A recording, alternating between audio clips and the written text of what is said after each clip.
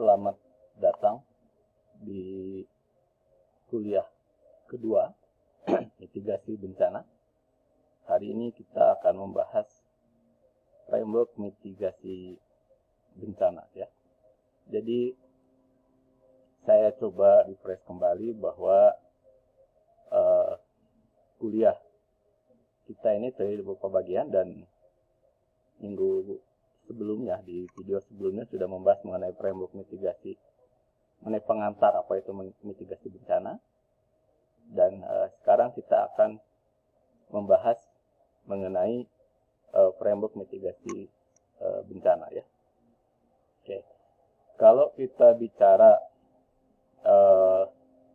bencana, maka mitigasi kan seperti mengambil pada definisi Undang-Undang 24/2007 itu mengurangi, jadi sebisa mungkin kita mengurangi resiko.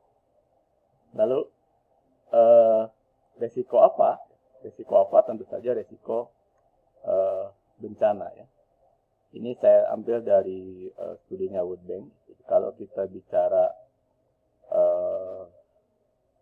resiko bencana itu yang ada berbagai jenis ya. Misalnya saja adalah seperti dijelaskan sebelumnya, bencana meteorologi atau hidrometeorologi ataupun antropogenik, dan kemudian yang bencana geologi, ada gempa dan seterusnya ya. Jadi ini adalah konsep yang digunakan. Jadi kita bisa menggunakan konsep yang ini.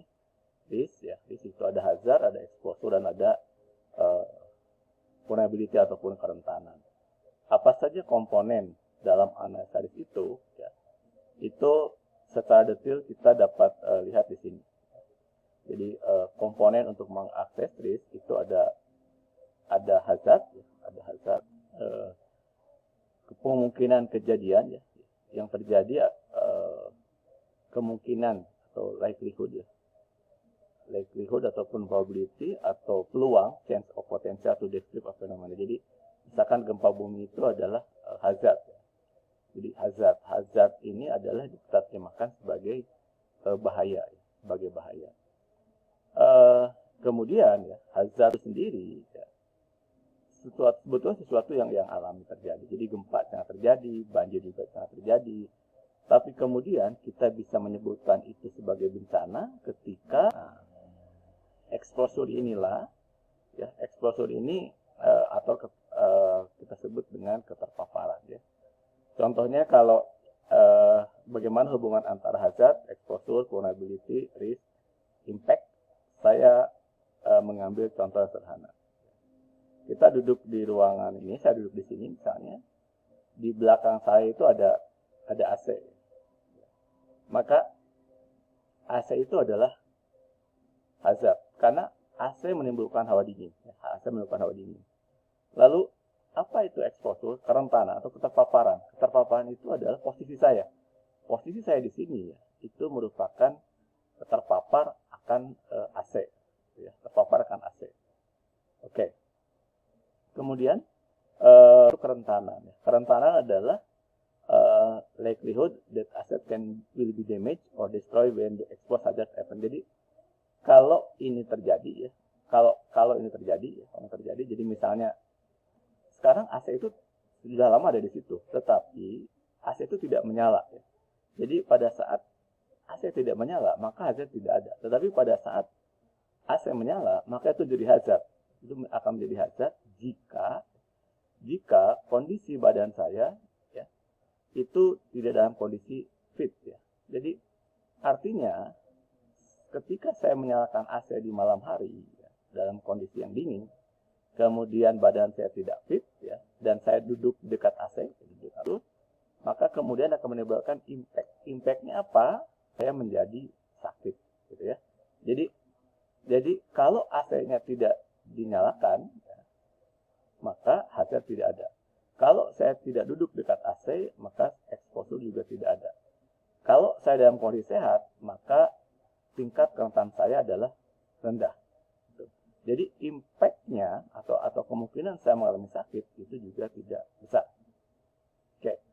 Nah, dari situ maka kemudian kita mengenal konsep seberapa besar saya memiliki resiko untuk terkena sakit akibat AC ini, ya, itu tergantung dari parameter yang ini tadi, exposure, kerentanan, ya, kira-kira begitu, ya. Jadi itulah yang disebut risknya ada di situ. It's the composite of the all impact, the extent, potential, event, 100 atau berapa banyak sekali model yang digunakan di dalam melakukan evaluasi terhadap mitigasi bencana ini. Oke, jadi itu adalah mengenai konsep antara hazard, ya, exposure, kerentanan, dampak dan resiko. Nah, berikutnya kita bahas mengenai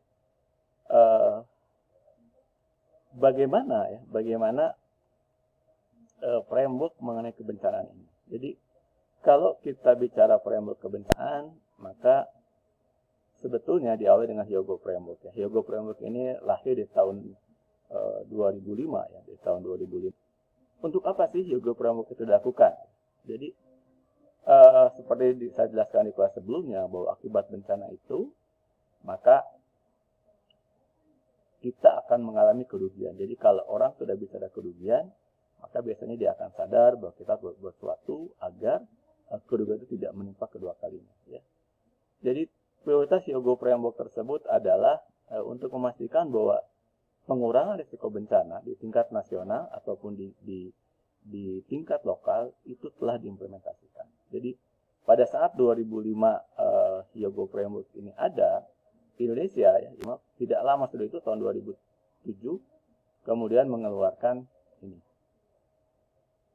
mengenai Undang-Undang Manajemen Bencana, Penanggulangan Bencana, Undang-Undang 24 tahun 2007, ya, yang sebelum itu tidak ada. Jadi sebagai bukti bahwa Indonesia mengikuti framework tersebut, maka 2 tahun setelah Hyogo Framework itu kemudian kita melahirkan yang disebut dengan Undang-Undang Penanggulangan Bencana, ya. Jadi ini adalah key regulation. Jadi kita coba sandingkan antara 2005-2014 dan kemudian 2015 dan kemudian di area ini 2004-2014. Ini saya ambil dari Mardiah yang mana saya di buku yang sebelumnya mengenai disaster reduction Indonesia. Kemudian setelah itu, ya, kemudian yang kedua ada risk enhanced warning management. Bagaimana dilahirkan? Langkah apa setelah ini ada, gitu ya. Nah, untuk identifikasi ini kemudian beberapa hal yang telah dihasilkan. Karena apa? Untuk melakukan itu kemudian dilakukan turunan atas undang-undang. Jadi misalkan di sini mulai yang mengenai DRR, ya, karena detailnya itu ada di sini. Kemudian turunnya PP mengenai pembiayaan karena kita bicara banyak hal, ya. Jadi peningkatan pengetahuan, mengurangi risiko, penguatan penanganan bencana, dan akhirnya tentu akan memerlukan pembiayaan. Ya. Nah, dari situ juga kemudian melalui Perpres ini 118/2008 berdirilah BNPB. Agar bencana tersebut kembali, di sini ada local priority with strong situational management. Kemudian Kementerian